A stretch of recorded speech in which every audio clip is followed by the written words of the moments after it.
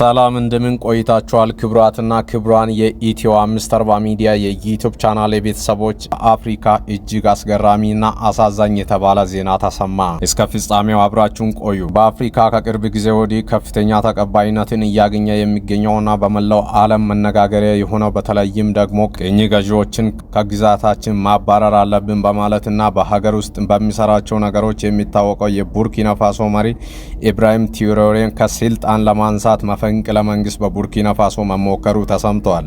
ይህም በቀጠናው የሚገኙ ሀገራትን አስደንግጧል። ለዚህም መፈንቅለ መንግስት መተባበር አድርጋለች የተባለችው ደግሞ አይቨር ኮስት ናት። ጉዳዩን በተመለከተ ዝርዝር መረጃዎችን የማስደምጣችሁ ይሆናል። ለዚህ ዩቲዩብ ቻናል አዲስ የሆናችሁ ሰብስክራይብ በማድረግ እንድትጀምሩ አሳስባችኋለሁ።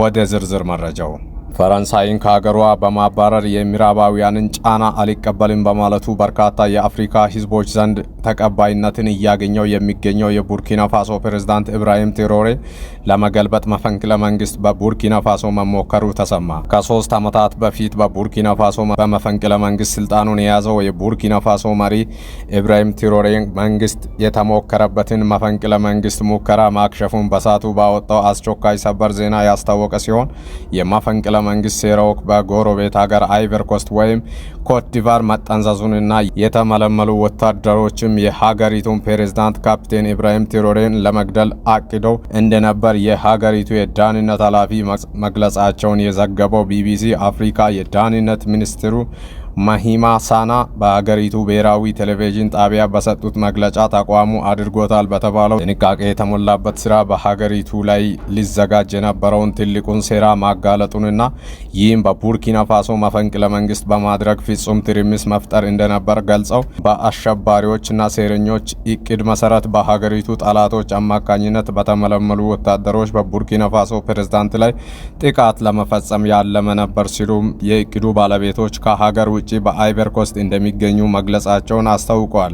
ኢብራሂም ትራኦሬ በመፈንቅለ መንግስት ስልጣን ከያዙ በኋላ ደሃ ተኮር ስራዎችን በመስራት እንዲሁም የተለያዩ የልማት አውታሮችን በመዘርጋት የሚታወቁ ሲሆን ኢኮኖሚን ለማረጋጋት የተለያዩ እርምጃዎችን በመውሰድ ላይ ቢሆኑም ነገር ግን በተለያዩ አካባቢዎች ላይ ተቃዋሚዎቻቸው እገታን ጨምሮ የተለያዩ ሴራዎችን በመጠንሰስ መንግስት ደካማ እንደሆነ ለማሳየት እንደሚሞክሩም መገናኛ ብዙሃን በጻፏቸው ተከታታይ አምዶች ላይ ይናገራሉ።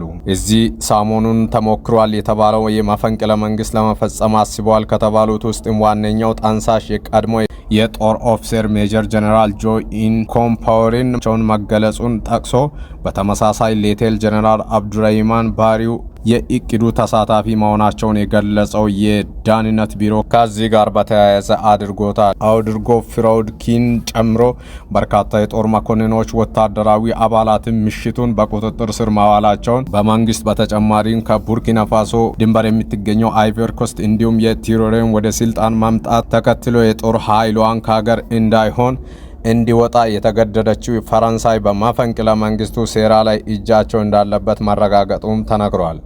ከዚህ ቀደም የቡርኪና ፋሶ መሪ ትራኦሬ የጎረቤት ሀገር አይቨር ኮስት መሪዎች ችግር አለባቸው፣ አሸባሪዎችን በመቀበላቸውም ፈጽሞ አያፍሩም በሚል ሲተቿቸው መቆያታቸው የሚታወቅ ሲሆን ቡርኪና ፋሶን ጨምሮ የሳሊ ቀጠና ሀገራት የታጠቁ የሽብር ቡድኖች ጋር ሲዋጉ መቆያታቸው ጋር በተያያዘ አሁንም 40 በመቶ የሚሆነው የሀገሪቱ ክፍል ከታጣቂዎች ጋር በሚደረጉ ውጊያ ውስጥ መሆኑንና የትራኦሬ መንግስት የሀገሪቱን ደህንነት ለማሻሻል አዳዲስ እርምጃዎችን እንደሚወስድ ከፈረንሳይ ይልቅ ከሩሲያ ጋር የደህንነት ትብብር እንደሚያደርግ ቃል የገባ ሲሆን የአሸባሪዎችን ተከታታይ ጥቃት አሁንም ድረስ መቀጠሉን የጠቆመው ዘገባ በተለይ በፈረንሳይ የሚታገዙ ታጣቂዎችም የትራኦሬ መንግስት ለማሳጣት ሲሉ እዚህም እዚያም እገታዎችን ከፍተኛ የሆነ ውድመትም ሲያደርስ ቆይቷል።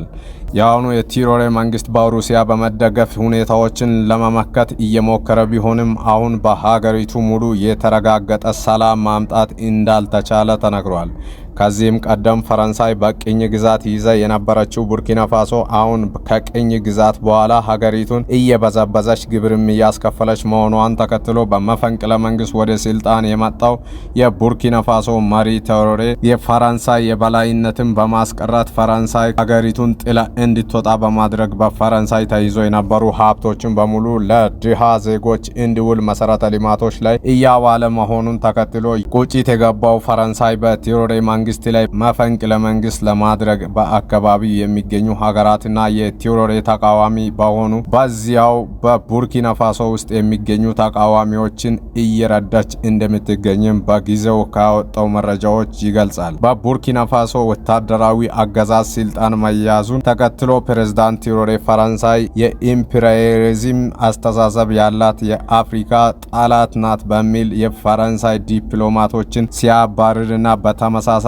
የአሜሪካም ሆነ የሌሎች ሀገራትን ጫና እንዳትቀበሉ አፍሪካውያን መሪዎች ይህንን ይነግራቸዋለሁ፣ ስራ በሀገራችሁ ላይ የሚሰራው ከምዕራባውያን በኩል ስለሆነ ምዕራባውያንን ታገሉ። ቅኝ ግዛት አክትሟል ቢባልም ዛሬም ድረስ በቅኝ ግዛት ሰበብ መሬታችንን እየወረሩ ንብረታችንን የሚወርሱት እነዚህ ናቸው ሲል ተናግሯል። አፍሪካ መሪዎች ምንም አይነት የምዕራባውያንን ጫና እንዳይቀበሉ ጥሪ ማቅረቡ አይዘነጋም። ዜናው ይህንን ይመስል ነበር። ዩቲዩብ ቻናሌን ሰብስክራይብ በማድረግ ቤተሰብ እንድትሆኑ እያሳሰብኳችሁ ተሰናበትኩኝ። ቸር ሰንብቱ።